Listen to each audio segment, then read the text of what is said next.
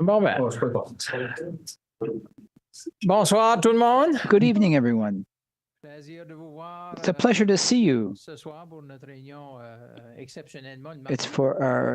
an exceptional circumstance. It's on Tuesday because Monday was a holiday. So here, you have before you the agenda. First of all, as my habit, I would like to acknowledge that we are gathered on the traditional and unceded territory of the Mi'kmaq people. Their ancestors have signed a treaty of peace and friendship with the British Crown in the 1700s. And the clerk has confirmed the quorum. Everyone's here except for one, Councillor Lloyd. In terms of conflict of interests, are there any members of the members of council who would like to declare a conflict of interest related to an item on the agenda? I don't see anything. Thank you. So approval of the agenda.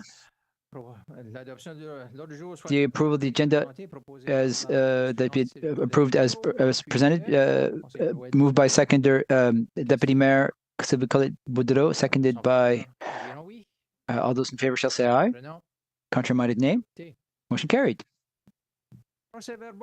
So the minutes, we have 2 minutes, 7 minutes tonight. The first for our special meeting of April 22nd. I would need a motion to approve the minutes. Moved by Councillor Emile O'Brien, seconded by Councillor Germain Galland. Any questions on those minutes? Otherwise, all those in favor shall say aye. Those not in favor, nay. Motion carried. And next, the minutes of the regular meeting held on May 6th, 2 weeks ago. So we need a motion to approve the minutes, moved by Councillor Jean-Claude Bertin, seconded by Councillor Emile O'Brien. Any questions? Otherwise, all those in favor shall say aye. Contrary-minded, nay. Motion carried. Thank you. We have one presentation tonight. It's tonight's main event.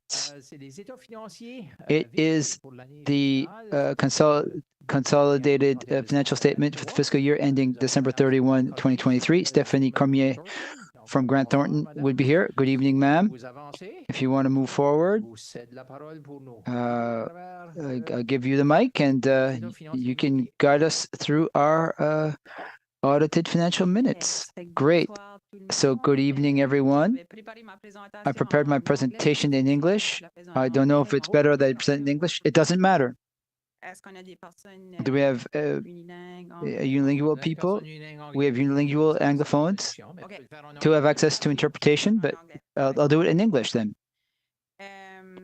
So for those who have never met me, my name is Stephanie Cormier. I'm a senior manager with the accounting firm Grant Thornton, and I'm part of your audit for the 2023 year end. So we're going to start with the annual audited financial statement presentation. So that would be a summary of the financial statements that you have in front of you. You did receive a very detailed copy of the statements, which I think are about 30 pages long. So we did prepare this summary that's about 6 or 7 pages long, just to have a good summary and not go through all the pages. But of course, if you have any questions, don't hesitate. So if we go on the first page, first we look at annual surplus. So the first line there is your annual surplus, and then we say PSAB. So that's public sector accounting, right? So during the year, you're used to seeing what we call your general operating fund and your water operating fund at the local government level. And then when we actually have to prepare your financial statements, we have to do some, I say we, but Carol and her team have to do some accounting entries to basically bring your statements from local government to PSAB. So here we compare your annual surplus budget on a PSAB level was 708,000. Your actual results were 3.6 million for the year. And then we have a copy of the prior year number there as well. So I'll get into a bit more detail later on during the presentation why we have restated there, but we did perform a restatement for 2022. of the financial statements, and we'll get into a bit more details in the next part of the presentation for that. The next line, you have your general operating local government annual surplus, so 791,000 for your actual results, and then your water operating was 94,000 for your actual results for 2023. The second point, we have your long-term debt. So we have your opening balance of long-term debt at 13.4 million. You had no new debentures this year. We can see that you've had repayments of 1.4 million to give you an ending debt at the end of December of 12.018 million. Next, we look at your tangible capital assets. You had an opening cost of 52 million. You added additions during the year of 6.5 million. You had a small disposal there of 24,000. And then we recorded some amortization of 2.9 million on your assets, which gives you a closing balance of 55.6 million for your tangible assets. Going at the next page, we have some breakdown on your receivables. So your total receivables at the end of December was 3.1 million. It was made up of accounts receivable of 477, some water receivables, which have increased a little bit there from last year of $1 million, some capital receivables of 1.3 million. So depending on the timing and the projects going on, we see a decrease from last year, but it all depends kind of timing and projects and when the cash is received. And then you had some sales tax receivable of 228,000, which gives you the 3.1. Payables and accruals is your next line. So you had some accounts payables and accrued charges of 2.2 million. Some capital payables of 1.7, employee benefit obligations. So that's that sick liability that you hire an actuary to have an estimate there. So the obligation at the end of December was 287. Accrued and then accrued interest on long-term debt of 39,000. That gives you your total accounts payable of 4.2 million. Then we have a summary of the statement of cash flow. So your net cash generated from operating activities was 8.3 million. You used 6.4 million in capital activities, which was mostly purchases of capital assets. And then the next line, the almost 1.4 million used in financing activities. So that was your debt repayment, which gives you a net increase in cash of 551,000.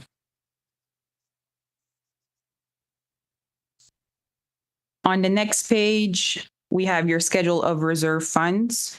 So we have all of your different reserves. So your general operating reserve, your general capital reserve, your water operating reserve, and your water capital reserve. So your total reserves in total is 5.3 million. We do show what your reserve was at the beginning of the year for each fund, any allocation that was done, and then the interest earned. Also, in the detailed financial statements, that's Schedule 4. There's also a requirement now under PSAB that we have to show all of the resolutions for the approval of the transfer of the reserve. So that would all be included in your financial statements as well. I'm just going to point out that your two operating reserves, so your general operating and your water operating, so those do have a maximum that you can have in your reserve, which is 5% of your budgeted expenses of the previous year. So we do calculate that. You'll see there where it says maximum, and for boat reserve, you are under the maximum. So that's something that we calculate and we watch to make sure that we're on par there. Next, we look at your debt ratio. So your general operating ratio was 8%.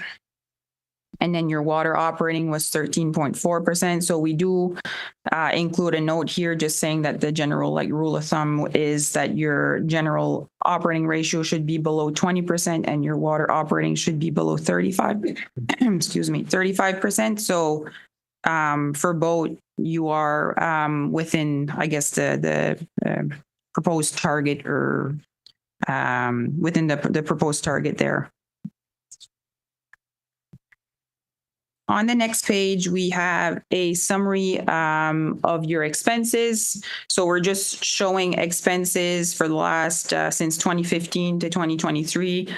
We're showing expense trends. So we're kind of showing by sector. So transportation, recreation and cultural, general government, protection, environmental health and development, and then water. So we're just showing trends as to where, how your expenses are trending.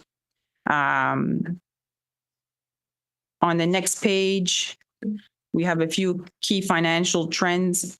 So we show your total expense, kind of the correlation between your total expenses and the warrant of assessment. So you can see that as your warrant grows, the expenses go with it. So we do see a similar trend there in those two financial measures.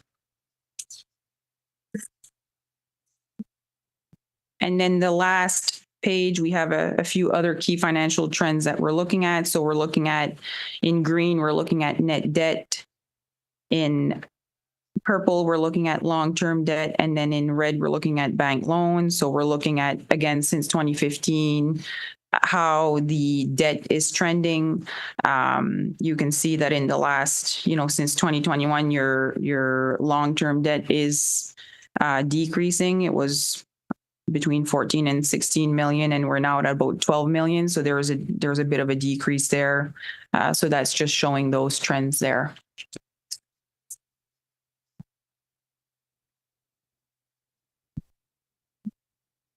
So the next part of the presentation is the other report, which is on screen here.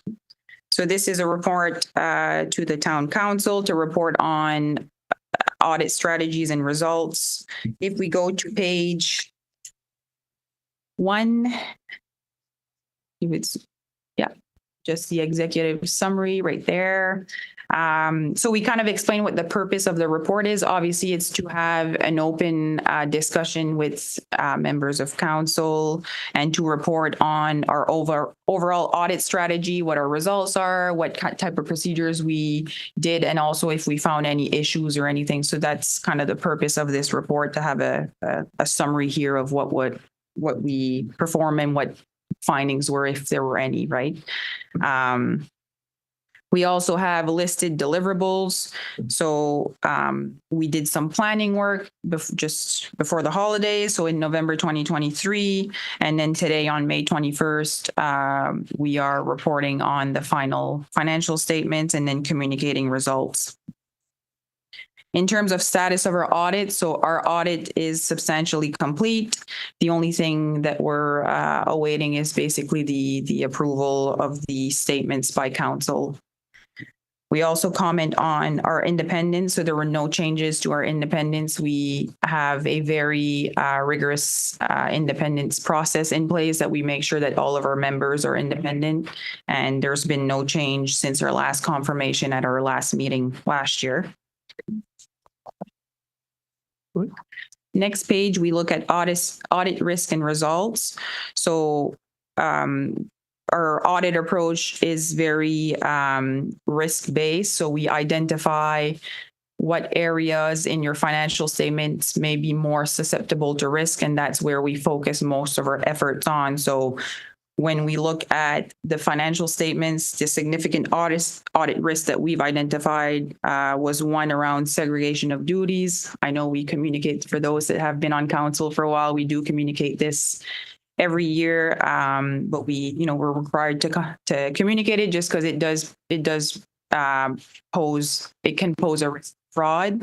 I'm going to say that in a lot of smaller municipalities or even privately held businesses, when there's a small finance team, there's often a segregation of duties issue, right? When a person can approve, record, and report information. So we do flag that as a risk. In terms of responses and procedures that we do some testing around journal entries. We review any accounting estimates that might be done by management. We perform vendor master file testing, where we look at new vendors that were created during the year and to look at the legitimacy of those vendors. And we report that we did not identify any misstatements during our audit work. The next significant risk that we identify is accounts payable, which we say that accounts payable could be underestimated or expenses could be recorded in the incorrect period. So to address that risk, we examine internal controls. We look at your tendering purchasing process. We do a search for unrecorded liabilities, where we look at potential payments that were made after year end to ensure that they weren't supposed to be included in your year end. And we report that we did not identify any misstatements part of our testing. So next is employee compensation. So this risk relates primarily to the estimate of the sick leave obligation. It's the sick leave obligation, I guess, compared to a materiality is not a huge number, but it's still an estimate. And, there's some complexity around the estimate, which is the reason that you hire an actuary to prepare this estimate for you, or to assist management in preparing the estimate. We do list the significant assumptions that were used by the actuaries to perform the estimate. So they had annual salary increases of 3%. A discount rate of 4.25%, and estimated retirement age of 60. So the obligation, which we saw in our financial summary, was 287 at the end of December, compared to 444 last year, which most of that decrease was due to some payouts that were done in 2023. You had a few I think long-term key Retirements. that happened in 2023, which would be those payouts. So in terms of procedures, we've looked at the assumptions that were used, and we also obtained a copy of your actuary report. This year, you had a full valuation done, which happens every 3 years. The off years, you have an extrapolation. So this year they did do a full valuation. We get a copy of that report, and we did not identify any misstatements from our audit work. The next risk we identify is water service revenue, which is associated to revenue and accounts receivable for water services that could be invalid. Water receivables were at 1.2 million at the end of December, compared to 950 at the end of December 2022. This also includes about 759,000. There was 839 last year of receivables that are aged over a year old. And there is an allowance for doubtful account recorded against the receivables of about 227,000. In terms of work, review of internal controls, we select the samples, and we traced the subsequent receipt of those receivables as well. We look at ratios, and for your revenues, we do an overall recalculation where we're able to get the number of residents and times the rate, and we're able to recalculate your revenue for water revenues, and we did not identify any misstatements while completing those procedures. The next page, we have a few other areas of focus. So local government laws. So there's a few laws that need to be followed. One being the borrowings used to finance general fund operations are limited to 4% for the general fund and 50% for the water. And we identified that the town has complied with these restrictions. Interfund loans, so short-term interfund loans must be paid within the following fiscal year. and again, the town was in compliance. Water distribution charges incurred by the town for fire protection are within the limits authorized. And the last point is around disclosures of reserve transfers. So I did mention on Schedule 4, we have all of the resolutions detailed there for the transfers of reserves. So in terms of work, we do recalculate your limits. We ensure the note disclosure in the financial statement is correct, and we did not identify any misstatements. Segment disclosure. So the schedule number 3 in your financial statement discloses your revenue and your expenses by segment. So that is required under public sector accounting rules. So we do review that information, and we did not identify any issues. And then again, we just mentioned the reserve funds on Schedule 4. We detail your reserve, which was also summarized on your financial summary. And we also mentioned that you're in compliance with the 2 reserve limits in your general operating and then your general water fund. Sorry, operating water fund. Next page, we would summarize adjustments and uncorrected misstatements if we found any. So we report here that we did not have any adjustments in your 2023 financial statement audit.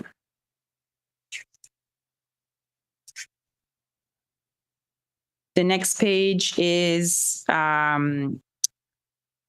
so these are comments on your internal controls. So as part of the audit of your financial statements, we do look at your internal controls over financial reporting. We don't look at all of your internal control, but we do focus on the ones that impact financial reporting. And if we become aware of any deficiencies, auditing standards require us to communicate them to you. So again, we do have the segregation of duties flagged here. We also, on the right side of the page, we do describe the compensating controls that are in place. And we also recommend a few other controls that we would recommend be in place to further, I guess, compensate the risk of the segregation of duties. And then these are the same internal control points that we had last year, just to kind of mention that. And then the second point is around risk assessment process. So we do flag that the town doesn't have like a formal documented risk assessment process, and that's something that we would recommend that would be done to enable risk identification and processes in place there to address them. Next page, we talk about independence. So as mentioned, we don't have any independence issues. And then the following point is where we have information on restated comparative information. So in your detailed financial statements in note 14, you'll find information around the 2022 restatement that was done. So during the year that the management discovered that a government transfer that was received in fiscal 2022 for the purchase of capital assets was recorded as a reduction of the capital asset instead of being reported as revenue. So under PSAB, those government transfers should be recorded as revenue.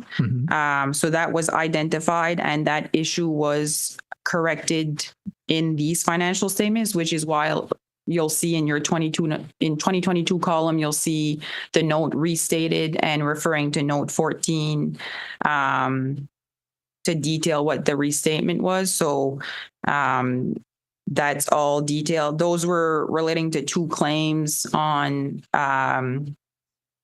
West Main, I believe. Yeah. And that's all detailed in note 14. Perfect. The next page, we have just technical updates. So your accounting technical updates would be included in Appendix D. And we also flag that there's no major changes to accounting standards this year, to auditing standards this year.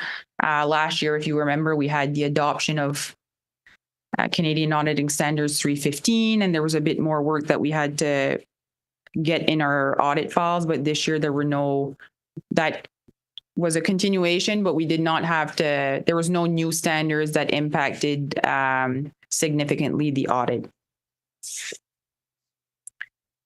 In Appendix A, we have a copy of your engagement letter, which was signed by management. Appendix B, you have a copy of the draft management representation letter, which we've received a signed copy from management today. Sounds good. In Appendix C, you have your draft independent auditor's report. So that's the report that we issue on your financial statements, which will be finalized once the approval of the statements are done. What we have, our opinion is a clean opinion or a clean audit report, so no findings. We do have on the right-hand side of the page, emphasis of matter, restated comparative information. So we are required to just mention in the audit report that there's been a restatement, but you can see that the very last sentence says our opinion is not modified in respect of this matter. So it doesn't create a restricted opinion or anything. It's just to flag it to the financial statement reader. Sounds good. And in Appendix D, you would have all of the accounting developments that are going to be effective in your future fiscal years. So that would be more for management to read and to get an understanding. And if there's any questions or anything that they can connect with us to get some clarity. So that is what I had in terms of presentation, and I can take questions in English ou en français. Well, thank you, Stephanie. I always like that first part in terms of just the bare numbers in a sense. I do see that we have a debt ratio of 8%. That's always the magic number that I look for. What's the debt ratio? It's, for the ones who've been around this table for a number of years, we've been a lot higher than 8%. This is the lowest we've ever seen in that regard. So we are in very good financial position. Yes. Now, mind you, we've planned multiple projects in 2024, so that number is going to go up for next year for sure. But we have the capacity for that. So on a la capacité d'entreprendre des projets. We have the ability to undertake a large-scale project, and there's lots coming up. Also looking at some further projects a little bit later down the road, and they're not necessarily small either, but we'll be seeking financial assistance from our other levels of government. So yeah. So thank you. Merci beaucoup. Vraiment clair. That was very clear. Any questions? Councillor Peter Bro. Yes, I got a question for you concerning the water receivable. Now, if you look in the water receivable, you'll find that there is, I think it's over $758,000 that are over 1 year. A lot of that has to do with interest and other stuff. Understanding that amount, most of the amount will probably never be recuperated. I don't see in your report where you state that we should act on this matter. I think keeping that amount inflated just shows a larger, better picture for us, but I don't think it's the true picture. So why did your audit not flag that and make a recommendation of how we should handle that amount? So it's not detailed in your financial statements, but that's one of the reasons that we actually do redetail it in the council report here to specify what is over 1 year, just so that you have a clear picture of what is outstanding. As part of our audit testing, we do look at, so one thing that management will allow for is water receivables from businesses. So water receivables from residents or non-corporate customers.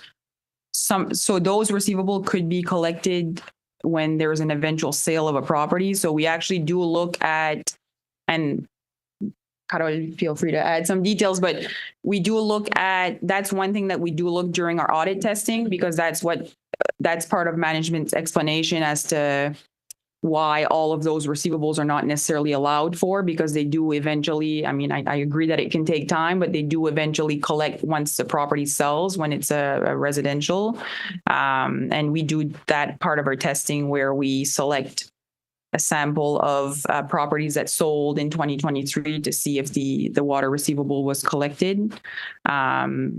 Victor or Carol, I don't know if you have anything to add on. Ouais, ben, je résume bien la situation. Il n'y avait pas de processus de collection de mis It's a vraiment en good place pour les summary of the situation. There was no procedures put together for the amounts of receivables for water. When the house is sold, we do receive the revenue for the debt that is meant to be received, but it's in the next few weeks that it will be put in place, and I'll come back to the council with a process in terms of what are the commitments, because that's the mandate I received. That's where I'm at. I'm establishing what our processes are and up to where we'll go in terms of recouping those amounts in terms of water to reduce the receivables. It's a process coming up. I'll come back to you with that within a few weeks, actually. Perfect. Thank you. Conseiller Roland Cormier. Roland Cormier. Thank you, Mr. Mayor. Thank you, Stephanie, for your presentation. One of the first pages that you talked about an excess of 3.6 million. The budget was 7.8. If I understand correctly, the excess was really 3.6. Your excess on PSAB was 3.6. So on your page 4, that would be the detailed financial statement. That would be the state of operation and accumulated excess. So your PSAB excess would be 3.6, but the real number would be 1.2. So we're at, there's a lot of pages. If you're at the presentation that you were referring to,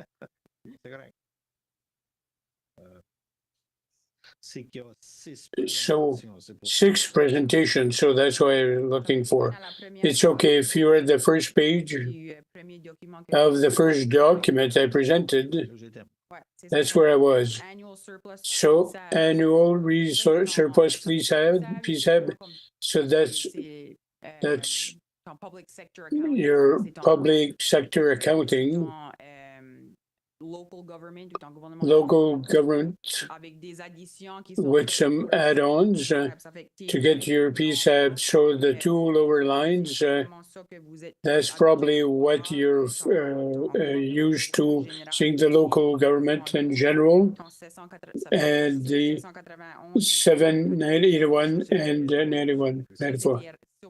That's the real surplus in general funds, operational funds. Perhaps I can continue with that. Maybe you can answer, or maybe our finance director can answer. The 750 and the 84 are in reserve. I know we've approved at some point in December 850,000 and 8 that was capital, and also 800,000 for water. On the 850, did we split it? Is it really two? There's 2 funds there. In the capital, there was a fund, operational fund, and shared service, and a fund, public works. We didn't cut them there, no. No, we did not split. So we aim to do some at some point. yes, it may come to maybe. Don't forget, I know there are the LSDs and Point de Chêne, and I know that you have a specific budget that you should not pay for public works and economic development. But yes, it still remains the whole town. Yes, I'll watch for it. Eventually, I will have some separations.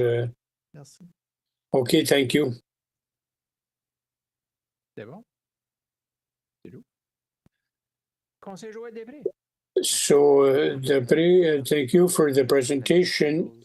So, where do I find note 14? And that's not in documents I presented, but that would be in detailed financial statement. You would have a document last Friday distributed. That's the. It would be on page 17 of that document. Parfait. Et conseillère Patricia Bourg-Chevalier. So, Chevalier, thank you, Stephanie. Good work. And also, Director of Finance for separating tasks. Right now, we hired a new person. And I don't know if it's Carol or Stephanie who answer. Will this help to separate a bit or do you do the same tasks? For the time being, what I'm going to do, I'm going to sit with Lise Cormier, my assistant, and we're going to review the task that she does and the rest of all the tasks I have to do and what do we do with it. So I'm going to sit with her. She has a long-term experience here, so I want to see with her what her thoughts are, what I want to bring, and where are we going. So I'm going to sit with her this winter. So there is a possibility that some tasks could be split. So it'll be a team of 4, but so in Moncton there is years where there were 40. So yes, that might help. The same thought that I did. Also, to continue with Councillor Peter. So water cost and the interest since the house has been sold, it's the accumulated interest as well that recuperates. So I'd be ready to do an motion for now. So be it resolved that the council proposes the consolidated financial statements for the town of Shediac for fiscal year up to December 2023 as presented. So moved and seconded. Question. All those favor say aye. Contrary minded, nay. Motion carried. Thank you, Stephanie. Always happy to see you, especially when you have good news. Always a pleasure. Thank you to Carol and her team. Always a pleasure. It's the first year that we're working together, and I hope we'll have more to continue together on. We have a good cooperation with your management team. It makes the work easier. I know you've worked with several of our teams. Always good people. So thank you very much and good evening. So, number 7, correspondence. Thank you, Mr. Mayor. So 3 correspondence to share with you. First, that we got the Foundation Maurice Légère, as you know, organizes the kickball tournament every year. For different reasons, for several years, the foundation organizes the event. It's fairly popular and appreciated by those who participate. But I think the tiredness of volunteers makes it so that the foundation has announced to all partners, not only the municipality, but all partners that they're going to step up. They're going to get away from from organizing the kickball, but the foundation still offers, and that's what we want to say publicly. If organizations, citizens are listening and they'd like to take this in hand, the kickball tournament, the Maurice Léger Foundation would be interested in taking part and helping with the transfer of information. But they've advised all partners that without that, there would not be, there would be no kickball tournament this year. That was the first correspondence. I have two questions, Boudreau. So thank you for the info. The kickball tournament and the Jumpstart Foundation, the town was managing the funds for that. Is that still the intention that even with kickball, that's not there? I imagine the funds will go down. So is it still planned that the town will manage the funds, Julie? I've never done that. No, I don't think that what the funds gathered by the foundation was transferred to Jumpstart, which, so that's, since I've been here, it's not the town doing it. Okay, so thank you. That's independent, that's even better. Thank you very much. I just want to add, for several years, I was the rep as the councillor with the Maurice Léger Foundation, and for several years, 8 or 9 years, the municipality did not worry about this anymore. It was all managed through Jumpstart. It will continue, probably, and over the last few years, Jumpstart, Bon Départ, made their own request to municipality for funding, $5,000. That may continue. It doesn't say that that won't be the case, but so what they're saying is what they're not going to do anymore, but Ray Direct will send the same letter as this to all organizations that might take this up with the people loved it, but I think it was the committee was tired. They need a renewal there, so it may exist, but not with the foundation. Thank you. The second letter was received with the Acadie Games this year. It'll be in Greater Bouctouche area in 2024.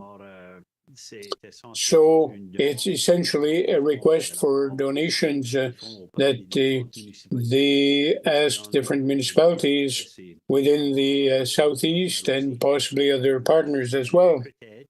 You may remember that in 2023, it was the village of Memramcook who was the host municipality. At that time, the council had decided to make a donation of $1,000 for the Acadian Games. So you will see later on in the motions that the same recommendation is being made for 2024.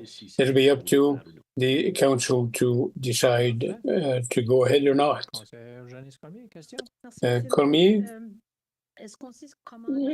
Do we know how many people in the Shediac who are participating in the games? That's not information I have, maybe, Judy. It starts next weekend, so it's not yet decided. We don't know yet. We have good athletes.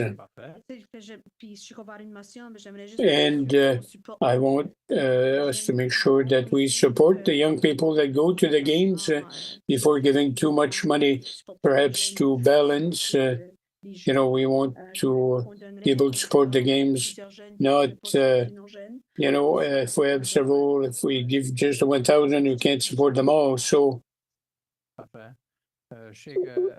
okay, last year, when the Memramcook was the host, the municipality, and this discussion with the Francophone municipalities. They sent the invitation. They said, we're going to solicitate you and to feel what you think is right, at least $500, maybe more if you want. And not the Southeast municipalities, but they look for support their neighbors. So they also solicit Caracat, Edmundston, and so on to support that movement for our young people in our region. Boudreau? The motion is later on already in the, but to answer for Bouctouche, and we benefit when the athletes go there. It's interesting for us. Thank you.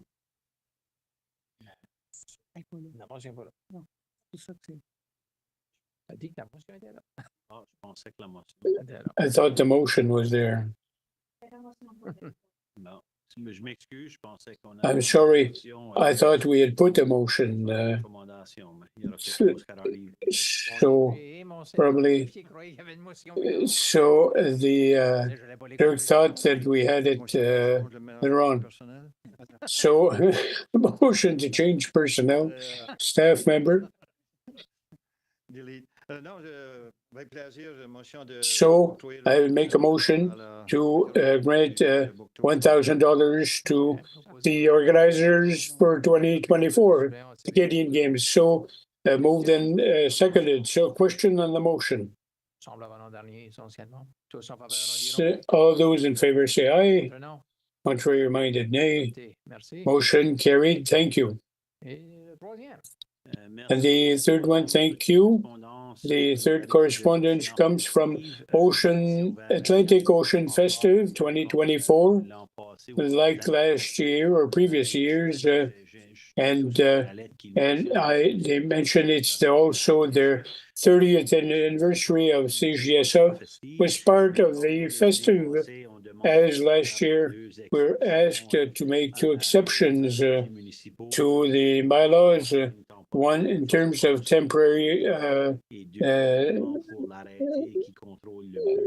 panels or whatever, and also in terms of noise control and extension up to 1 o'clock in the morning for activities.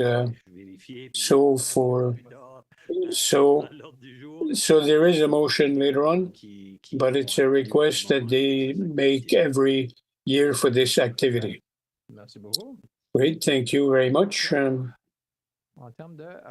So in terms of reports, we have the financial report, and you'll have a chance to look at it.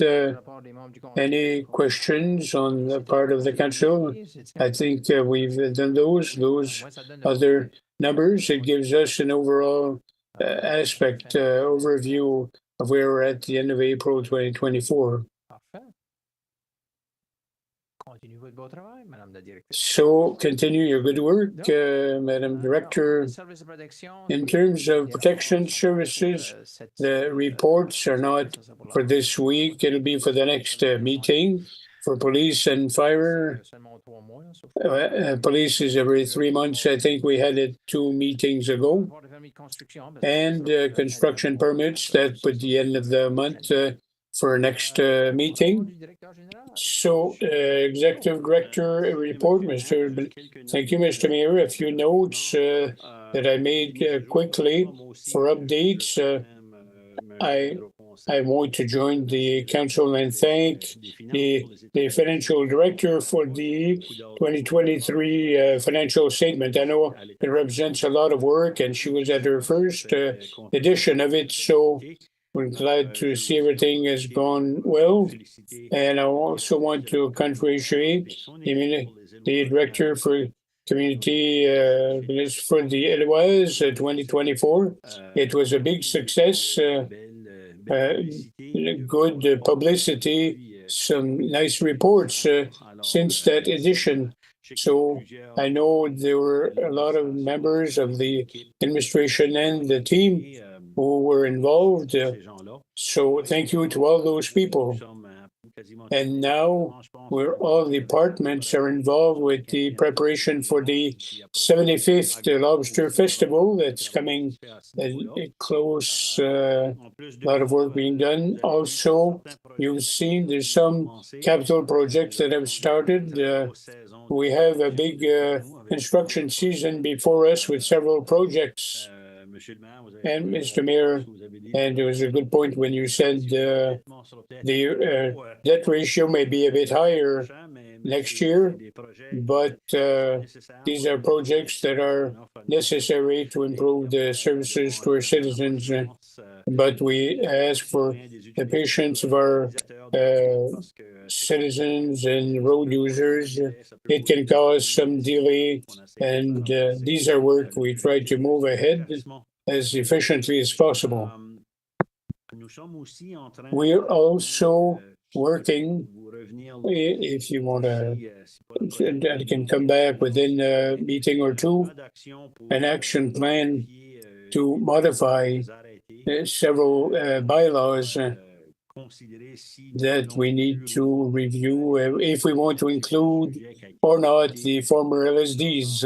I know it's been discussed a few times, but it'll be important to do consultation in those regions as well to see which bylaw need to modify to include that new territory of the new town of Shediac. So we'll come up with an action plan on how the administration recommends how to move forward with those items.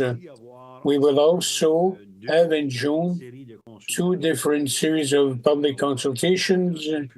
So we'll continue on the recreational center. We had some sessions with users with groups of interest, but in June it will be open public sessions, 2 of them in June. And we also work to specify the dates for public consultations linked to our new strategic plan. And that will be a consultation that will be that much more exhaustive, comprehensive. We need to go to the new territories in addition to a consultation here in town, and also contacting some specific stakeholders, both social, economic. So there will be 7 different sessions of consultation, the 7th with the employees of the municipality to give them a chance. So June will be quite busy in terms of consultations. And also to mention that at the next council meeting, June 3rd, CAFI will come and do a presentation on its own activities. They had a very busy year. And as you know, we talked about the idea of perhaps receiving them in the new space at the second level, and perhaps give them access to an activity space. So they want to present their activities and what's planned for next year in terms of CAFI. So we move as much as we can to move those issues ahead. Thank you. Questions on what the director has shared? So in recommendations of the Southeast, so 10.1, so Linwood Kitchen, land for public purposes. I noticed, I thought maybe there would be somebody here this evening, but I think this is a request, a fairly routine request.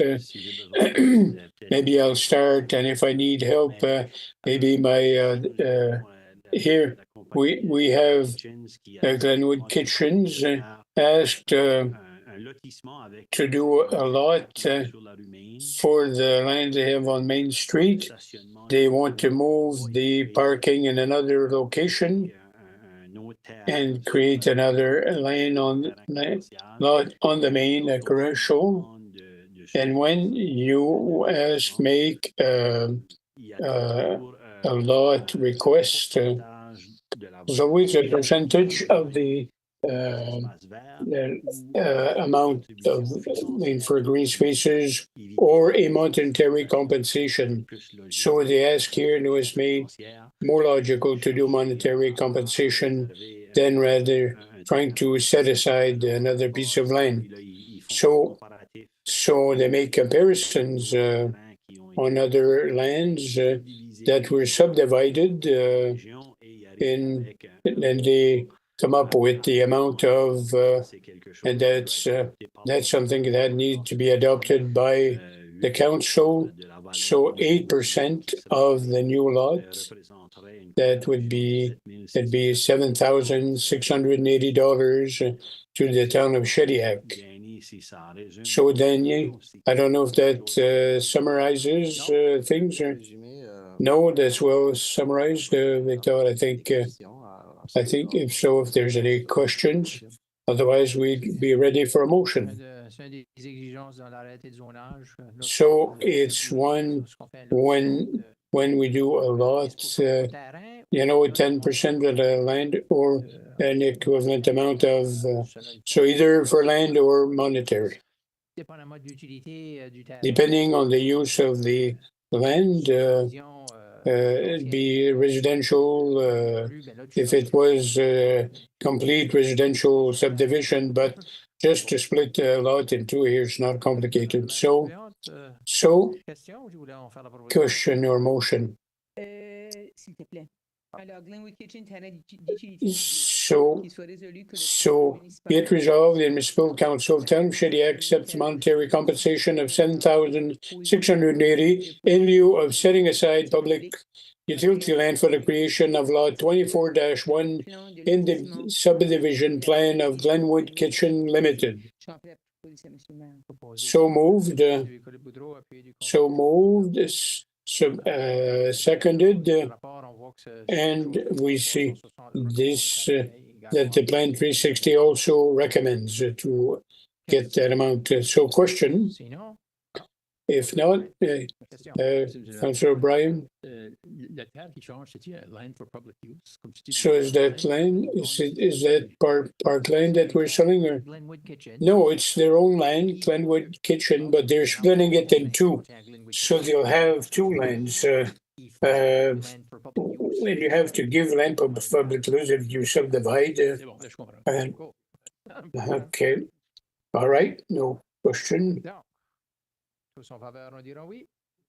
All those in favor say aye. Contrary minded, nay.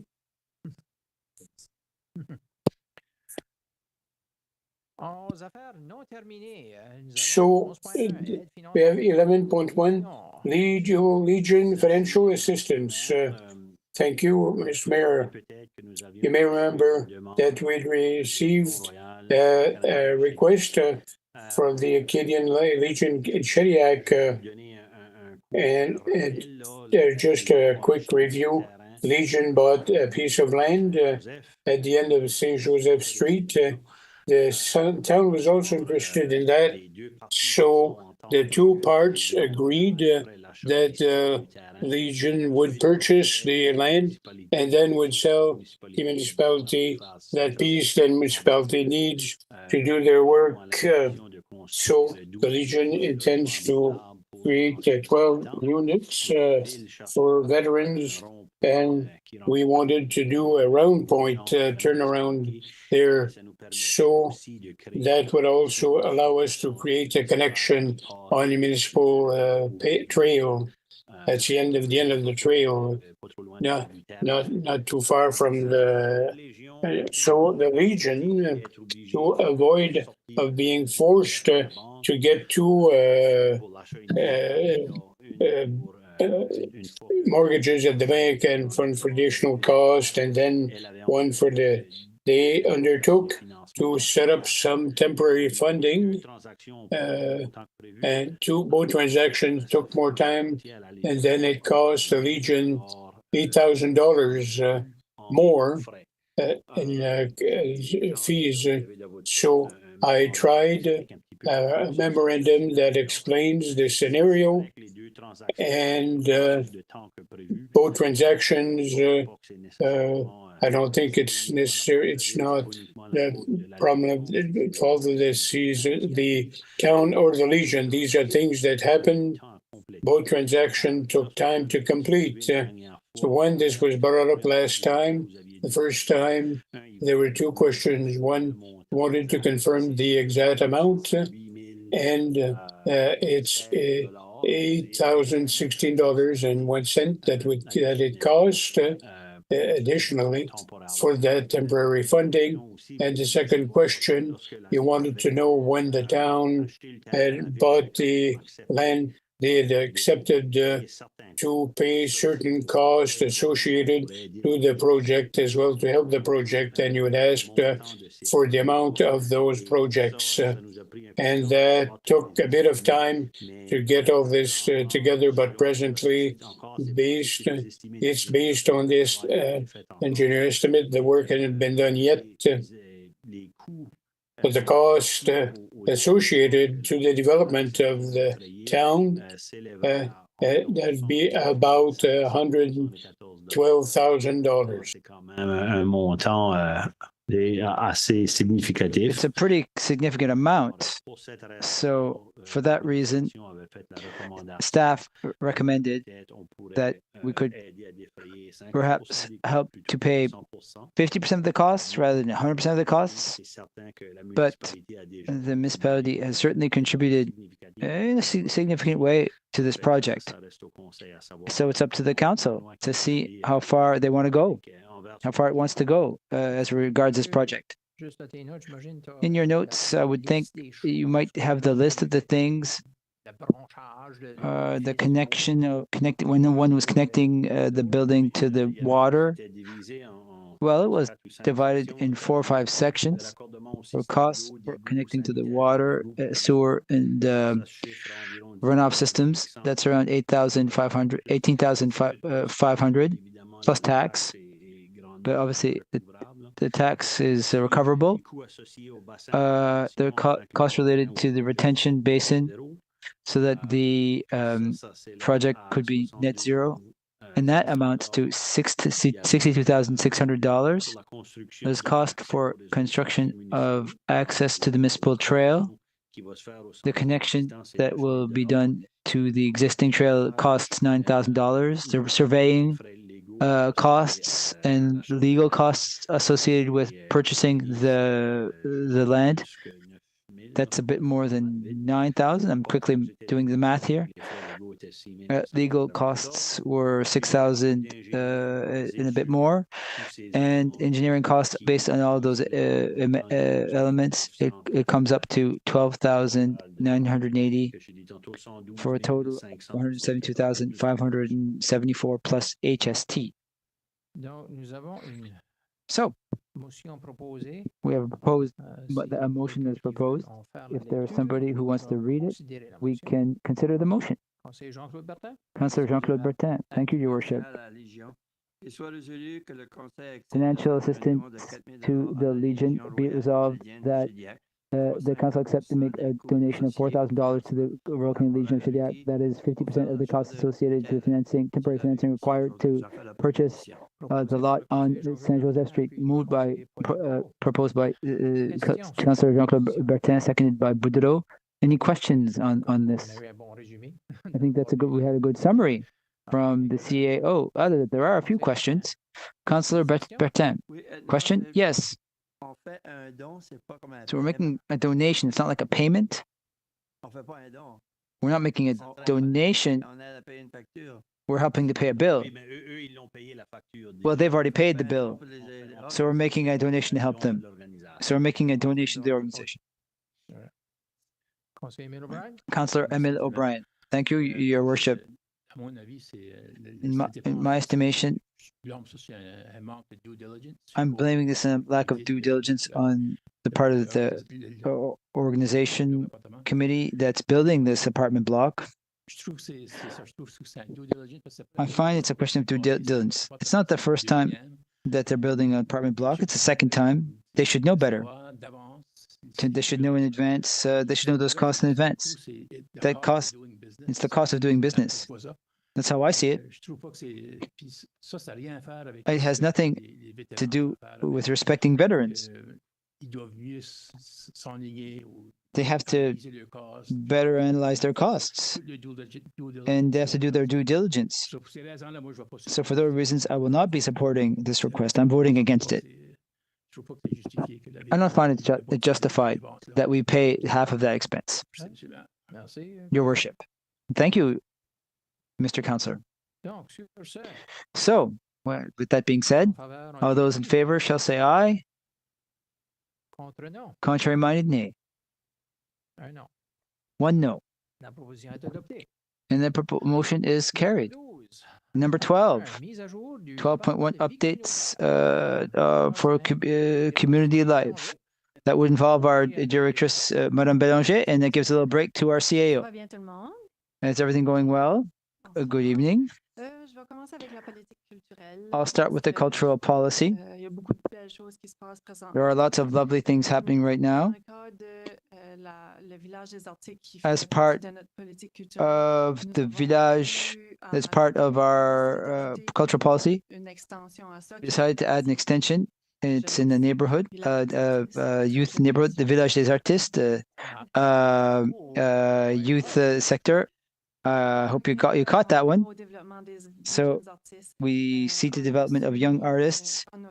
We made a request to have young people submit their involvement in the project. They had 22 applicants, so 22 young people from age 6 to 17. It's really from all over New Brunswick. And those young people have to draw their inspiration from visual arts, like, for example, painting or others. We kept 6. It was based on their interest in being involved in the project, and especially at their level. They needed to continue to improve. It wasn't necessarily the best who would be qualified. We want to see that young artists get some development. As part of the project, they receive 4 weekends of courses here at the Multipurpose Center. And it's over different periods, and it would lead to, at the end of July with the Village des Artistes. Those courses are offered by professional artists. In addition to participating in those courses, they received a lovely basket with white canvases and materials to create works of art. They will create works of art on the canvases, and at the Village des Artistes, they'll be able to exhibit their works of art and sell them during the Village des Artistes. We also opened up applications for the Village des Artistes. We're up to now 22 or 25 applicants, and we'll only retain about 20 of them, including our 6 young people from the youth section. In terms of the cultural policy, we talk about the grant for the cultural policy. Many applications have been submitted. 1, 2, 3, 4, 5, 6 applications. Everyone will have received, everyone was approved actually for that grant. Some of the grants had to be postponed depending on the 2 fiscal years, 2024, 2025, depending on the scope of their project. Some projects were not sufficiently anchored or not, solid enough to be done in 2024. So we're giving them more time, but we're saying here are the conditions. You'll have a certain amount in 2024 and the rest in 2025 if you meet certain conditions. So as part of the grants that we give, there's Arts Shediac. They have a project also to develop young artists in Pointe-du-Chêne at the wharf. There's the Welcome and Support Center for Francophones, CAFI. There's Ciné Relève. It comes back every year. There's the Shediac Filipinos Community Organization. They expanded their annual programming. The Cultural Association Sudekadi with a play at the cemetery, flying boat, who gave us a presentation. They're one of the groups that received their grant, stretched out over 2 fiscal years, and Jose Colo as well with her play that we also have to establish conditions for 2 fiscal years. So that's the story for the cultural policy. So in terms of, yes? Question, Madam Deputy Mayor. Thank you. Just to add and complete what Judy said, Julie did some major work. It's remarkable. Thank you very much. Among some of the conditions, not only is it stretched out over 2 years, some of them will receive, well, once the project is done, we want to make sure that it isn't, that there aren't donations in advance and all of a sudden the event doesn't happen and then we have to recover the money. We want to make sure that the projects take place. We want to help, but it's not free money or just money that's sort of thrown to the wind. And for the multi-purpose surface, we have some good news. We have a ball hockey program that's in operation on Monday and Wednesday nights. It's been a true success. 170 young people participate in those evenings, those ball hockey evenings. If you look at the photos, we divided the surfaces into 3. You can see the quality of the strips and the surfaces. It's really a wonderful activity for everyone and a great gathering for the community. It's different than sitting inside when it's cold in the arena. Nice, warm, sunny. Yeah, we're really happy. So this is the only activity happening right now in terms of programming on the multipurpose surface. The surface is now open to anyone who wants to go outside of its hours of programming, outside of Monday and Wednesday. And anyone can just bring their stick and their balls and play and enjoy the facilities. Except for that, on July 10th, it's the last day of ball hockey programming. We're going to close up the surface, that part of it, for the summer. And why? It's for parking and for our bathrooms. Everything's under control. We'll start after July 10th and we'll be done at the end of August. And my team is now in preps to organize a tournament. It's called the Roger Gadon tournament. Inaudible. Roger Gadon. So that's the annual Roger Gadon tournament that will start once everything's done and the tournament happens. There'll be an official opening ceremony, and that's all I have to say about the multi-purpose surface. Thank you, Your Worship. It's a pretty impressive surface. I think we should try to maximize its use. I see where you are. I see the summer. I know that there's things to be done to complete it, to make it more accessible and more usable. Do we have the intention à l'intérieur de ce plancher-là de faire des pistes de pickleball? Do we have an intention to put together some pickleball areas, or all of the inventory is bought for pickleball, handball, and basketball? The interpreter apologizes, he missed the last sport. It's multi-sport. But the equipment has to be installed. Is this for the fall? I'm presuming we're going to install it next year. Unless we have a nice fall, it depends how we can have access to it after building. Next summer, we're expecting to have a surface that's running. Great. Okay, continue. Another really fun, but and a small project. I had a request from a counselor, said I have a good idea related to the facilities at the garage before Pomares. It'd be fun to have a kids park. And the place that would be really great would be at the seniors, by the seniors club. There's a seniors club, and they had a meeting with their council. They accepted to house a children's park there. There's other projects related to that, but we gave the contract to Veridis company. It's to design the outdoor sports facilities. And Veridis, why them? They did the project for Domaine des Faisans. So we're just taking the same modules and they're being adapted for the lot that we'll have then. That's all. It's the site of an old school, so obviously there's room for a playground. I would think. Councillor Paul Boudreau, congratulations to Scoudouc. Hadn't there been a study that we were supposed to do for all of our facilities and parks to assess them that we have in town and future parks? Isn't that foreseen this summer with the consultation? Am I making a mistake? I'm doing it, right? I'm doing it. It's me who's doing it.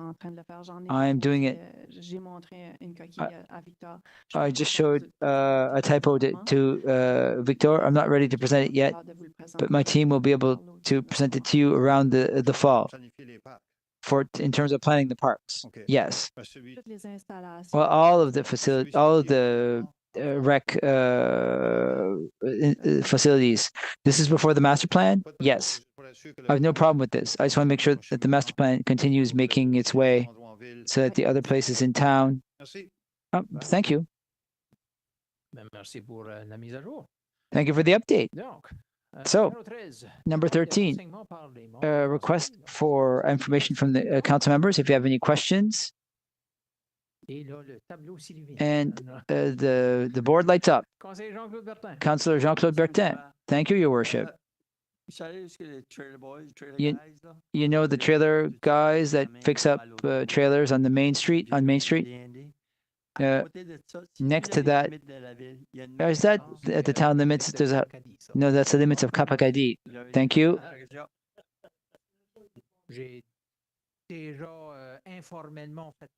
I've informally been part of a few comments to the mayor of Kapakadi. He knows. Councillor Emile O'Brien. They're very small letters. Thank you, Your Worship. All right. Can we change this?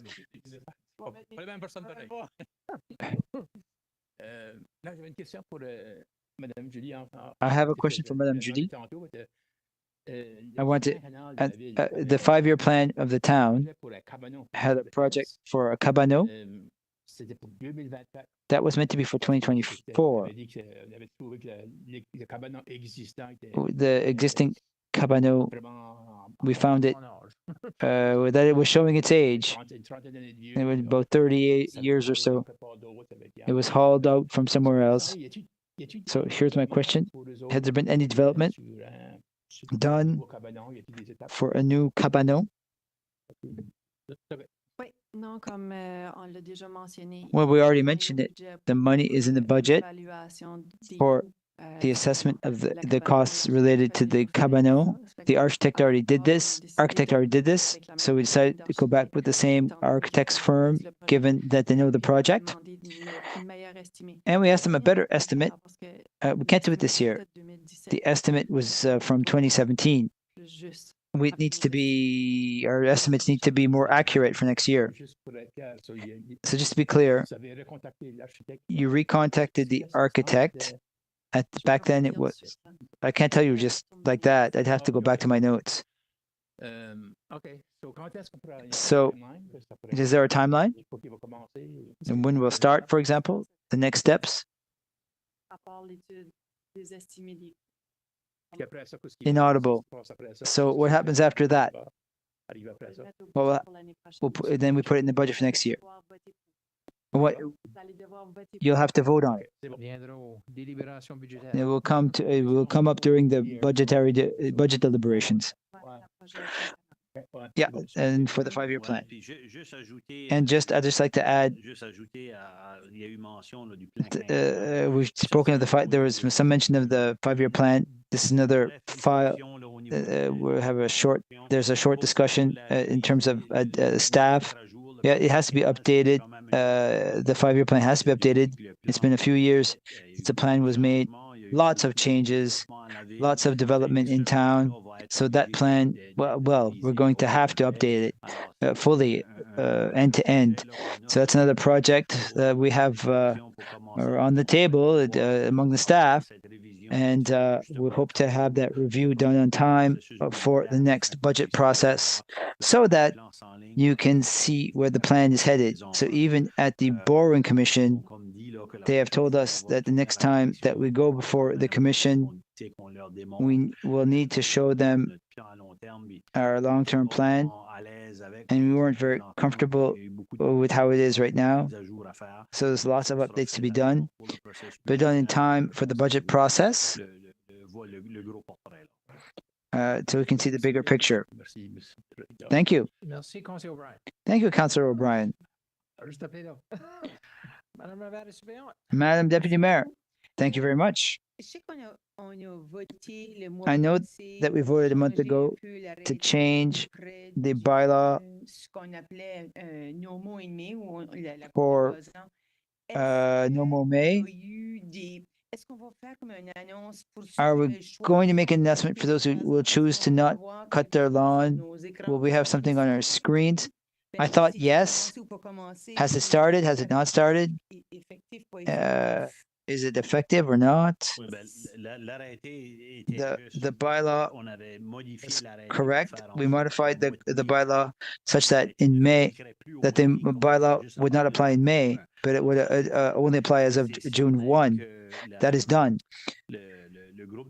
Certainly, especially the watershed group in Ecovision 2025, they're steering that project. They've done some communication. I know that there's panels, posters here and there in town. We might be able to do more, but it's especially them directing communications around that initiative. But we can certainly see what could be done. But it's May 21st, so there's only about 10 days left in the month. But we can certainly maybe try to share more on our network. Absolutely, I appreciate it. It's not often that I get calls early in the morning, but I got a call early in the morning from a person. The money, I didn't go there. I asked what the knowledge was. Is there a limit? The lawn there where he is grows faster than at my house. I don't know. There's lots of places where it's not yet cut, and that's fine. Maybe it grows faster, and there'd be some bylaws and that would say it's too long, and it's not too long. I'm not putting anybody in the spot. I'm just asking. I think Mr. Clerk has something he'd like to add. I think we had a chat with the same person this morning. I had a discussion with him to inform him. I don't think that person was aware that we'd modified the bylaw and that it really only takes effect in June, the start of June. I want to have a discussion with the municipal bylaw officer just to see what has happened. So the citizen was very pleased with the answers and the discussion I had with him today, especially seeing that basically the bylaw is not currently in effect. It's bad communication. It happens every day. Only one more thing.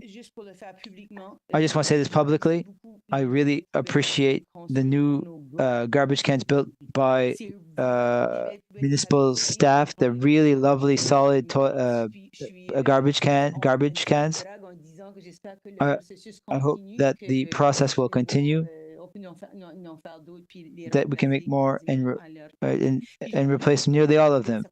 And I know that garbage cans are very expensive. Can we? I know they're busy too. I really appreciate your efforts. Thank you very much. The staff always appreciates compliments, and yes, they are well made. They're very skilled, our employees. Our employees are very skilled. Councillor Roland Cormier, thank you, Your Worship. So a question about the multi-surface, multi-sport facility. Last year, I raised some questions because the question that did the multi-sport center or the multi-surface hadn't done it to our satisfaction. And we looked at the possibility of going to court or not. Maybe it's not time to discuss it, but I'd like to see a report on that file to see where the file has gotten to, Your Worship. Honestly, Mr. CEO, I don't remember having given the mandate to do that. I know that there had been discussion at some point, but I don't think there was a mandate. And honestly, there has not been any follow-up of any kind, efforts undertaken for that company. To Mr. Your Worship, can we look into getting a mandate? It's fine. I think that the staff can take this and take some notes and at least tell you where what steps have been taken. Councillor Paul Boudreau, and 3 items. The tenders for the fire hall and the truck. Yes, the tenders for the ladder trucks have been received. It's been like over the past few weeks. There is a committee to do the technical review. It includes firefighters and staff, people from the municipal staff. The review is very detailed. We're now in the 3rd session. It's based on criterias, and we're going to finalize this Thursday.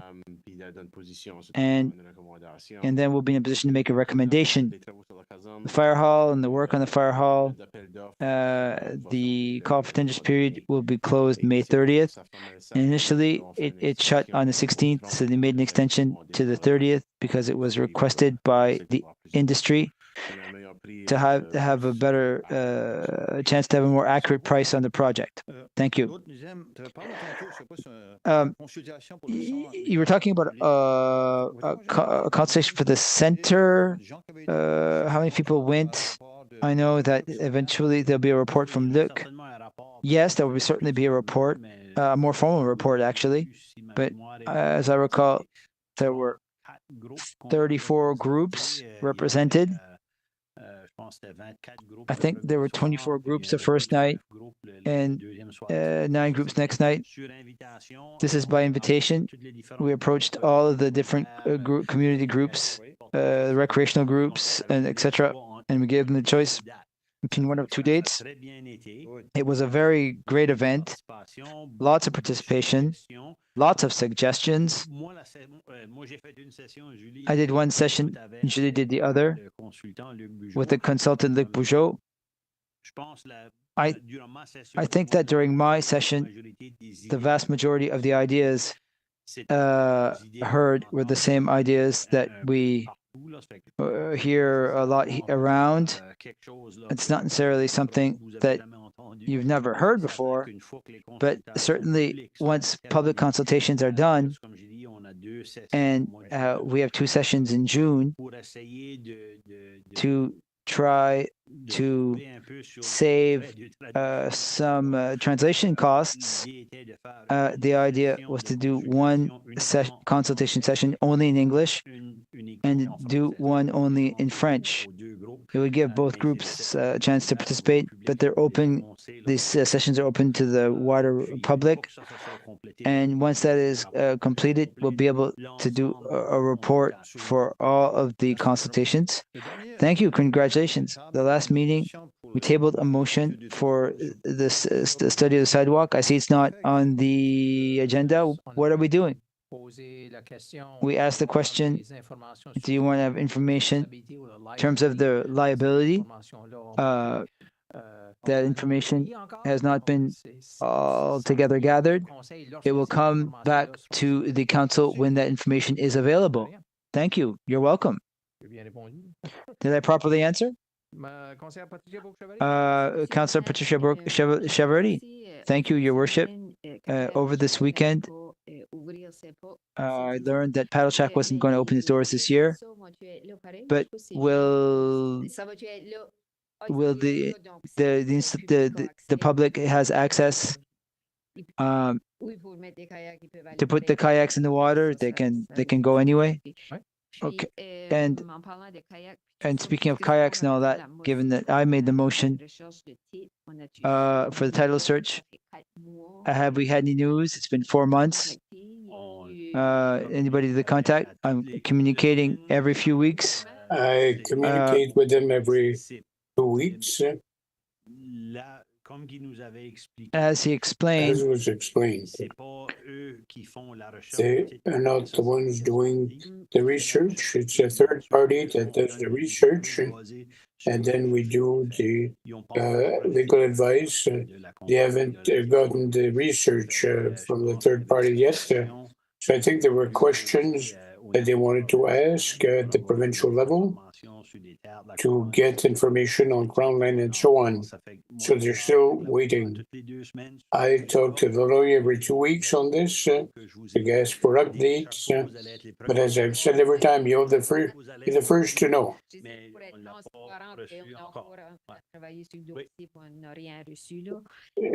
Just to know they're working on the issue. That's it. So next, third reading of bylaw. The first two we done 2 weeks ago at the end of South Cove Road. So I need somebody to road the to volunteer to so that so the reduction of bylaw entitled bylaw 2469, a bylaw relating to permanently close a portion of South Cove Road, be approved and read a third time by its title. So moved and seconded. Question. All those favor say aye. Contrary minded nay. Motion carried. So bylaw 2469 that to close South Cove, the portion of South Cove, that we accept a third reading of bylaw number 2469 by its title. So moved and seconded. All those in favor say aye. Contrary minded nay.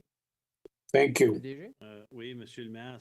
So, if you allow me, I apologize. I just noticed there was another resolution that we had to pass. We forgot to include for this evening. It was to complete. There was a bylaw. There was also a resolution to make sure that when the transfer of the land is done, that the right of way and so forth are protected. So the lawyer had suggested we include this. I can read it, and if you're at ease with that, I apologize. It's like we should have included. So the resolution, it authorizes the transfer while keeping an interest on, whereas the council accepted that, to access to municipal fund that's not necessary anymore, so that they be authorized to co-sign to transfer 770, sorry, we don't have that text, and that's to transfer to adjacent landowner NID number is securing the right of way to serve the pumping station identified by the NID number or whatever. So I can, perhaps we could show you, Sylvain, could you see the plan of the site? It's just a resolution more that was needed to make sure that the right of way for sewage is remains in place once the land is transferred. So we can show you. Were you? So she was moving the motion for that. We may see it on another map. C'est ça. Essentiellement, c'est juste de voir ce qu'on a dans les deux. Ben correct.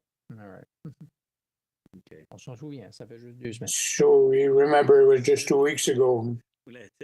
Non, pour cette motion-là, so for this motion, so it was moved by Cormier, seconded by Galan.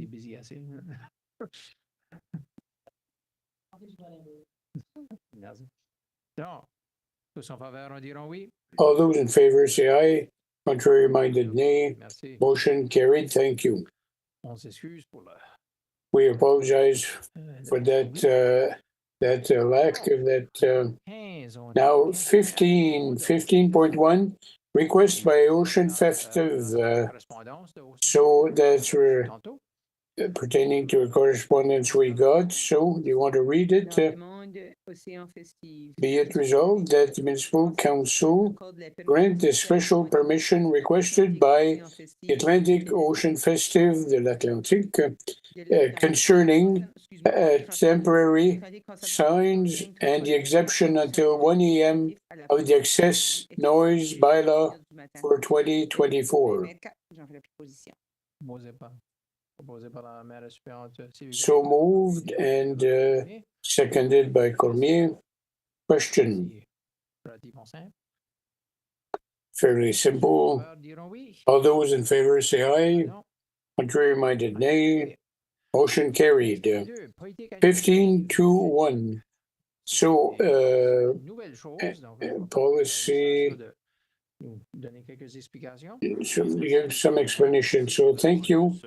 This is really just a work that our HR manager wanted to update some administrative policies that we have within the administration. There's nothing new per se in those policies, but just to update them. And we've clarified in some situations, sometimes temporary employees, casual students, and so on. You just want to clarify 15.2.1. This has to do with the probation period for all new employees. So whether it's administration or union or so 15.2.1, that's the working hours policy. It specifies the work hours of each category. So 0.2.3 is, especially like in case of a storm, the only change that we've done there is the executive director gives them some power, municipal operations and so on, so that they can play a role at that level.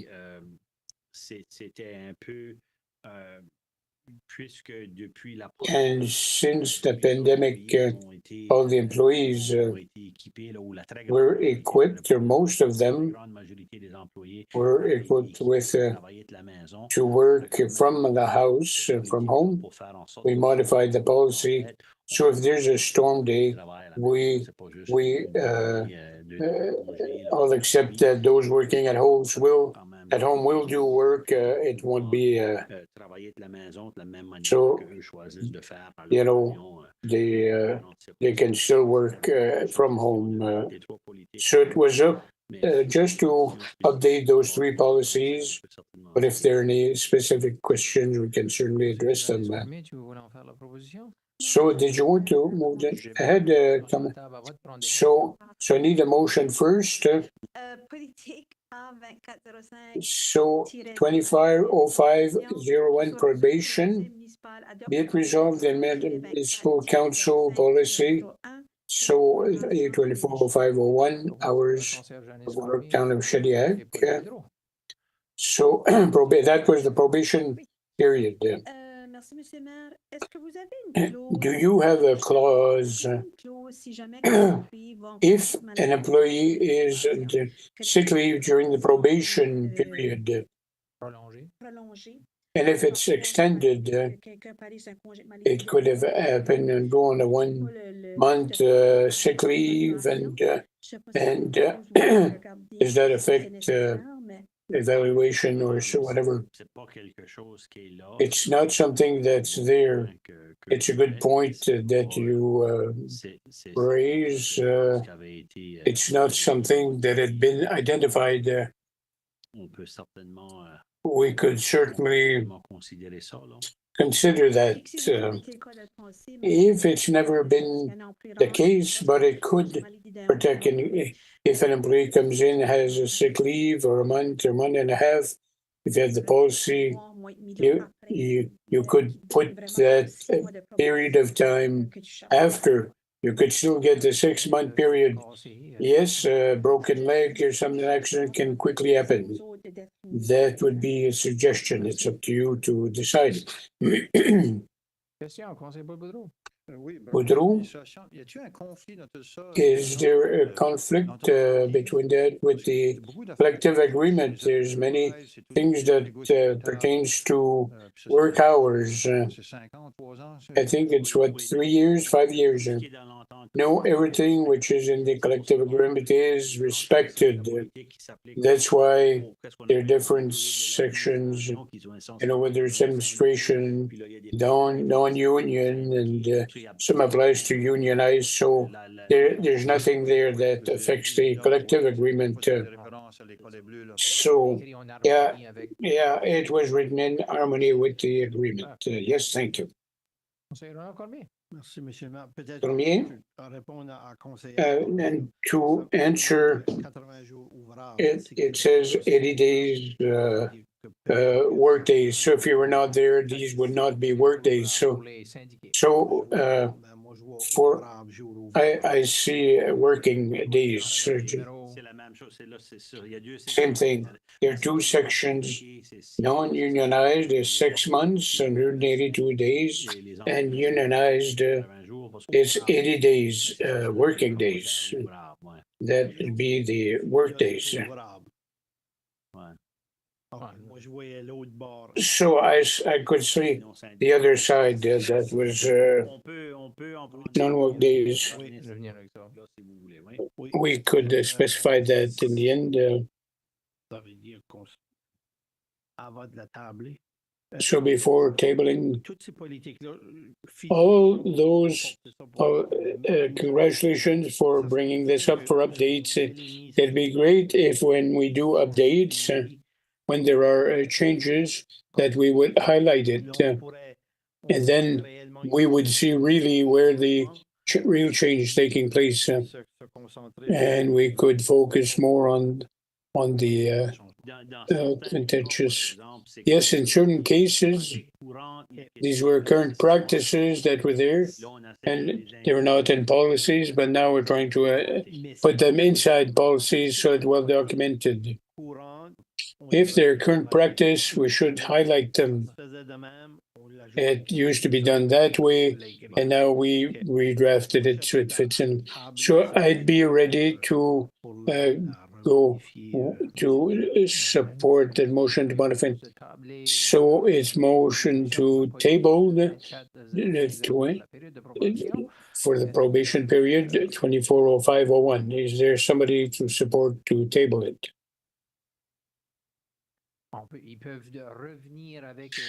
They can come back with another date to modify the policy. That's also possible. So, I think there was a question. Did somebody want to table the motion? So I can, nobody approved, supported seconded the motion to a table. Do you keep the option of being able to extend a probation period? You know, say after 3 months, we're not sure, but we can say might prolong the probation period, depending if they think they might do their job, to try them longer. Sometimes probation is not long enough, and sometimes you give it more time and things work out. That's something that you're looking at. We thought that 6 months was sufficient. That was the practice. It worked up to now.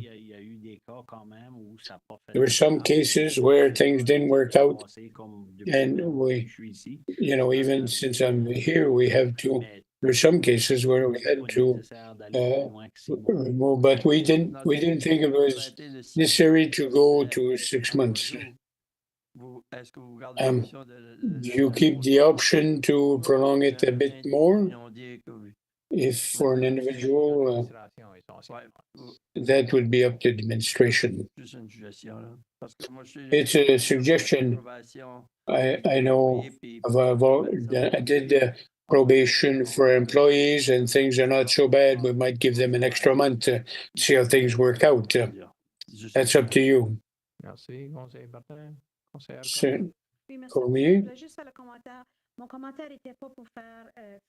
I didn't want to change my comment for administration to look at that aspect if it made sense. If there's no problem, maybe it's. I just want us to be caught with somebody who has sick leave and might be got. Up to you to analyze and bring it back to the council. Yes, we could remove it and bring it back at the next meeting. Right now, I have a motion on the table. I'm going to ask for a vote unless it's tabled. So administration can come up with a modification to the policy for any policy at any time. And that's up to the council to adopt it. So on this, all those in favor to adopt the policy as presented, all those in favor say aye. Contrary minded nay. Motion carried. With 15.2.2 hours of work. So administration has already made the summary. Do we have somebody to make a motion?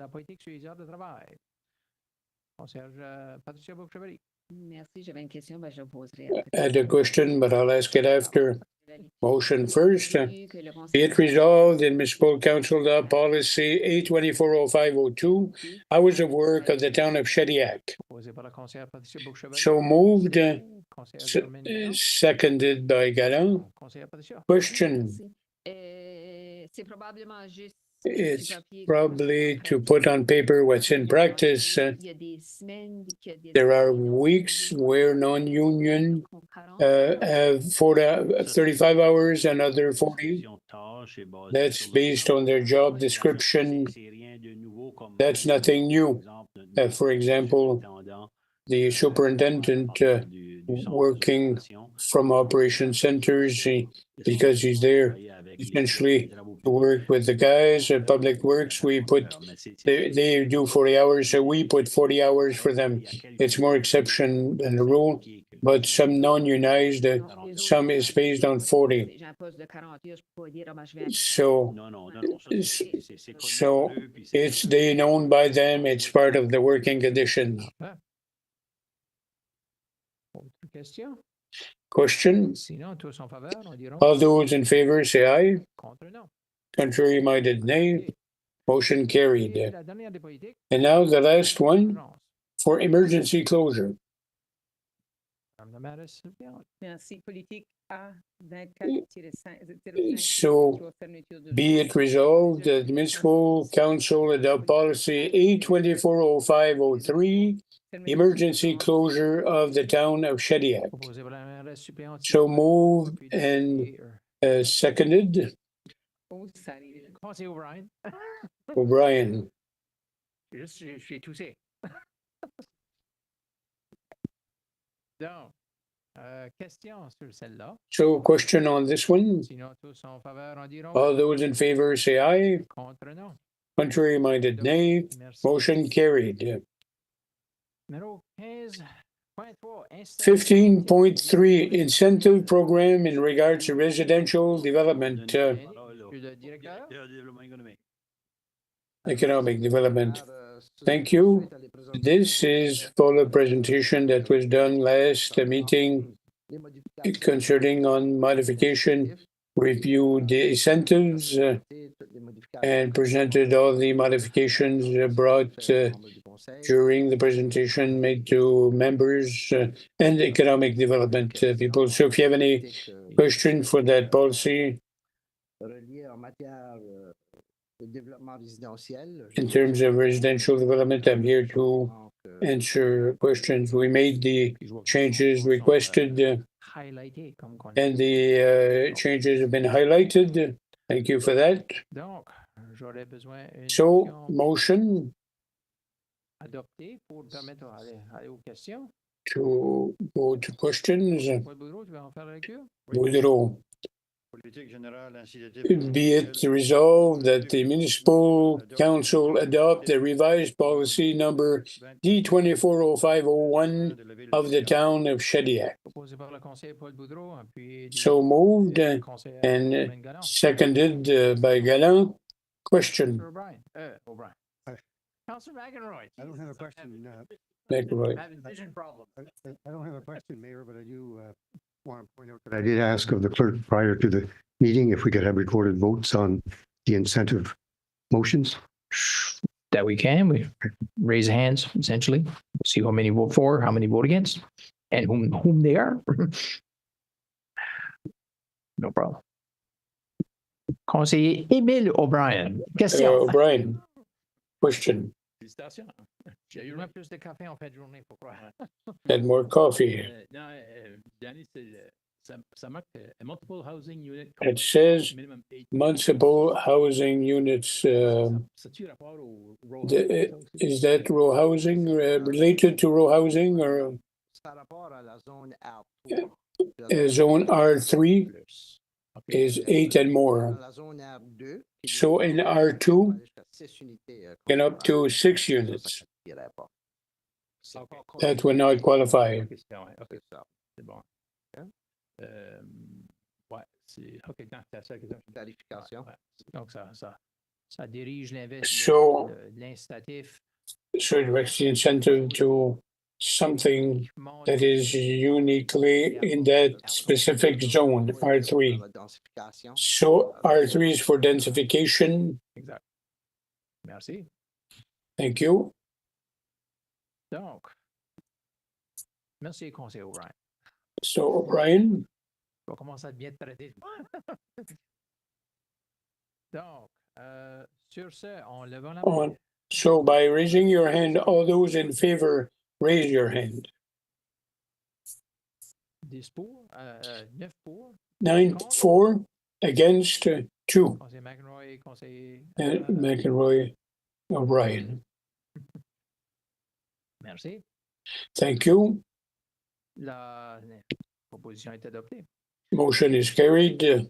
En termes d'incitatifs en matière de développement So incentives in regards to commercial development, Monsieur le maire, there again, Mr. Mayor, this is part review of our policy that we presented last week, last meeting. Conseil, cette politique ici a été This policy was reviewed by the Economic Development Committee.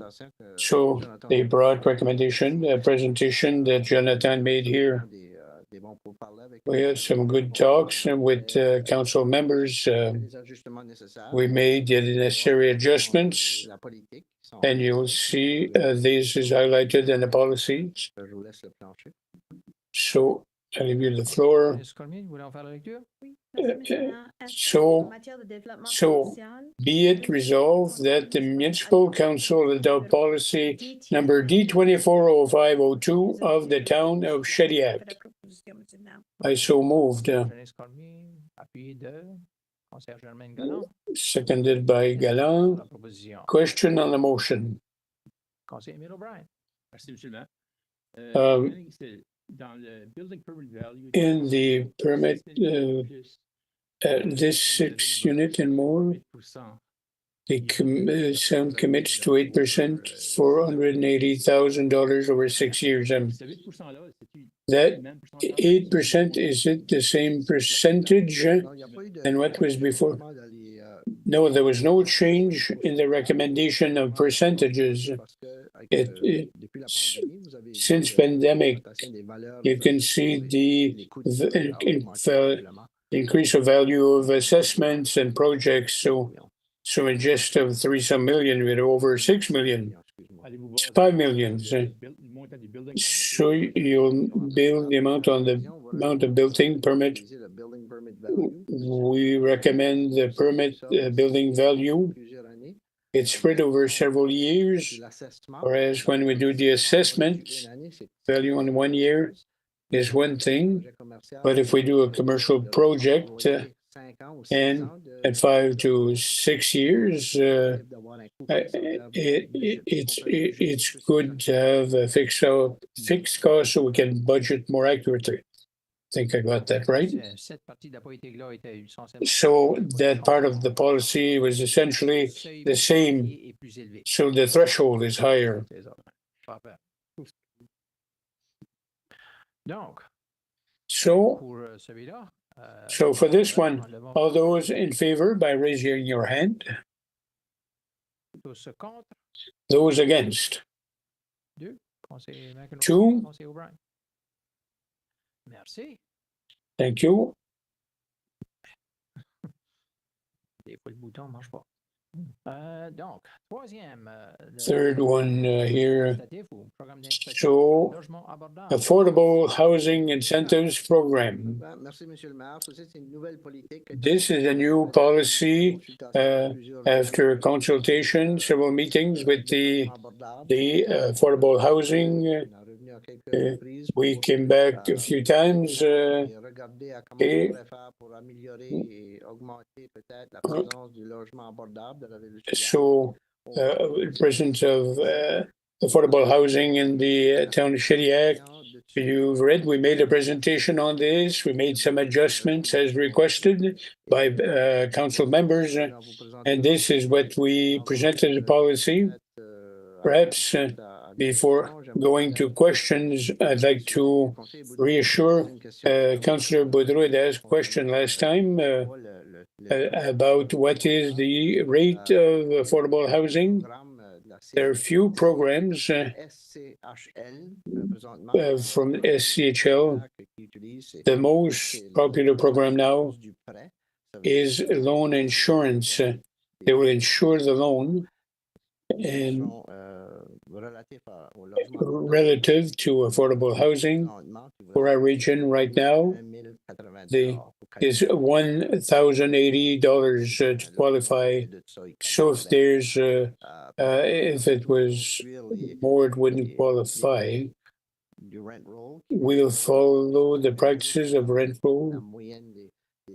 that's on the average of wages in the area to determine what's affordable or not. So I'll leave you the floor open if you have questions. Premier, you want to read it? So Affordable Housing Incentives Program, be it resolved, the Municipal Council adopt policy number D 240503 of the town of Shediac. I so moved and seconded. On donne une petite pause à conseiller Gallon. OK. Question sur la proposition. Question on the motion. Sinon, tous en faveur, on le vote. All those in favor, raise your hand. Michael. Tous contre. Contrary minded, Conseiller O'Brien. two. Conseiller McEnroy. J'aurais pu dire une main. Adopté. So motion carried. Je vous donnerai le choix. Tout le monde n'est pas de pied. Anyway. Not everybody is right-handed, included my clerk. Donc, 15.6, octroi de contrat, renouvellement des trottoirs en béton de la rue Maine. Monsieur DG ou monsieur le Mr. CAO, Opération municipale? Director of Municipal Operations. Oui, merci. Yes, thank you. Nous avons été en appel So we went to do a call for tenders for the de réparation. Fait chaque année, on choisit des certaines parties des trottoirs sur la rue Maine pour réparer. Ça fait que c'est ça le cas cette année aussi. On avait un budget de 300 000 pour faire ce projet-là, ce qui inclut aussi l'ingénierie associée à ça. On s'en a été en appel d'offres et puis le contracteur avec le meilleur prix était de trois prix était BBT Transport Limité. Fait qu'on fait une recommandation d'aller avec ça. Puis leur prix était 240 613 et 87. TVH net compris, donc on tombe dans du budget. Parfait. Est-ce que. Oui, avec la montée des prix, on est content de voir ça. Est-ce que tu peux donner une description sur quel secteur de la rue Maine ou à peu près? J'ai pas cette information dans votre voix ici, mais c'est des bouts qui ont été jugés en pire état et qui ne sont pas cédulés pour être refaits prochainement, disons, dans les prochains 5 ans. Ouais. C'est là il faut que. On n'allait pas refaire la rue dans 2 ans, là, donc. C'est ça. On le laisserait là, on le ferait toute la rue, incluant les trottoirs.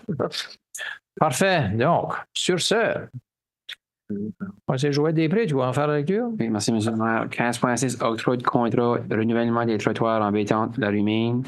Qu'il soit résolu d'attribuer le contrat de renouvellement des trottoirs en béton de la rue Maine à BTT Transport Ltd. pour une valeur de 240 613,87 sous, TVH net incluse. Les fonds proviendront du compte 1-23072 réparation des trottoirs. J'en fais la proposition. Proposé par le conseiller Joël Després, appuyé de la conseillère Patricia Bouchevary. Question, conseiller Paul Boudreau. Oui, c'est qui évalue les trottoirs là, Bob? C'est qui décide que le casser? C'est votre staff qui fait ça ou un ingénieur? C'est notre staff, puis on travaille aussi avec Mentra, consultant pour nous aider à faire ces décisions-là aussi. OK. Puis, étant donné, contraire au conseil Cormier même, l'applaudissement, on a toujours besoin de réparations. Avec un budget de 300 000, on peut-tu identifier d'autres réparations? On a toujours, moi j'ai un grand coin dans les trottoirs, identifier pour combler le budget pour un autre 60 000 de réparations? C'est-tu possible dans l'année 2024? Je sais que vous avez une tonne d'ouvrages. J'aimerais mieux voir l'argent qu'on investit, qu'on vote pour le budget, pour un projet spécifique, pour en faire plus qu'on peut que sauver 60 000 $. Donc, c'est-tu possible? Peux-tu nous venir avec ça plus tard? Je te pose la réponse ce soir, Bob. C'est possible d'évaluer, d'ajouter du scope, puis de nous emmener plus proche de notre budget. Il faut considérer qu'on a aussi un autre projet de trottoir qu'il va falloir aller en appel d'offres pour les trottoirs nouveaux. OK. Ça serait peut-être bien de voir ce résultat-là avant d'aller faire quelque chose comme ça, juste une idée. Oui. Ouais, puis juste le point aussi, Bob l'a dit, je pense, quand il a présenté le dossier, là, mais il ne faut pas oublier qu'il y a les frais d'ingénierie aussi au-delà du 240 000. Là. Fait que c'est pas nécessairement 60 qui restent là. Il y a 240, ça c'est pour le contrat en tant que tel, mais les frais d'ingénierie pour préparer, tu sais là, tout ça, c'est, je sais pas si on a la valeur. J'ai pas le chiffre en avant de moi, j'ai l'impression que c'est autour de 25 à 30. Là. Ouais, OK. So, l'argent est gone. Ben, il en reste un peu, mais comme Bob Wishful dit, thinking, avec monsieur. le deuxième appel d'offres qui va sortir, on est peut-être mieux d'attendre. OK. On sera peut-être un peu, tu sais, il va peut-être nous en manquer un peu sur des nouveaux trottoirs, mais Parfait, ben merci. Donc, sur ce, tous en faveur, on dira oui. Contre non. Adopté, merci. Et 15.7, avis de motion pour révision de l'arrêté F13-13-50, feu en plein air. C'est un avis de conseiller McEnroy. Thank you, Mayor.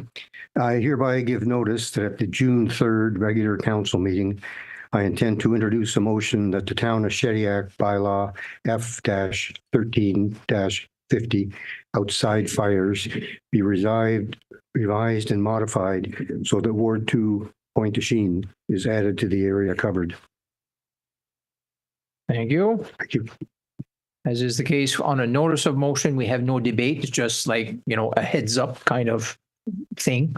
So the motion will be debated at the next meeting. Question. Why only Pointe-Sheen? Pour débattre la question, ça sera pas sur, c'est ce que le conseiller demande. Le conseiller a le droit de demander, essentiellement. No, I like that every. Yeah. But we'll have a chance to debate at the next meeting. Thank you. All right. Donc, nomination des comités? Non, il n'y en a pas. Et numéro 17, ajournement. Conseiller Armand Gallon propose l'ajournement de la réunion. Merci beaucoup. Merci que les membres du conseil peuvent rester 2 minutes, comme j'avais demandé.